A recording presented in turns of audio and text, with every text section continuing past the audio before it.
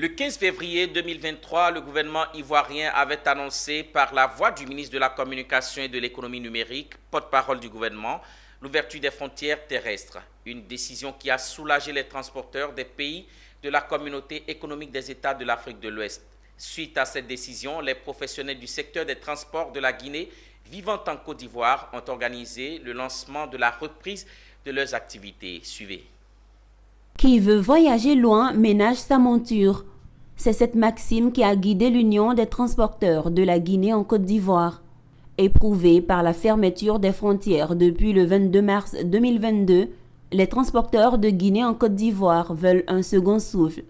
Et ce, après la décision de la réouverture des frontières.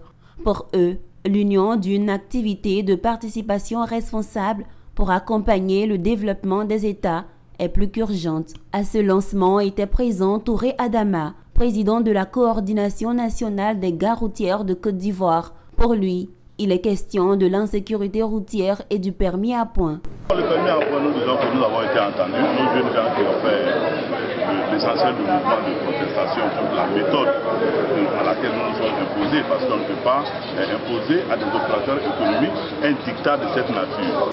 Permettez-moi, mesdames et messieurs, les transporteurs, de clore mon propos en invitant tous les acteurs du transport à s'approprier des valeurs de cette belle cérémonie, car c'est là les sillons d'un développement certain. Selon les transporteurs, lors de la fermeture des frontières, ce sont 24 000 employés du secteur, presque 300 compagnies ivoiriennes comme non ivoiriennes qui résident en Côte d'Ivoire pour faire du transport de personnes inter-États qui étaient sans revenus.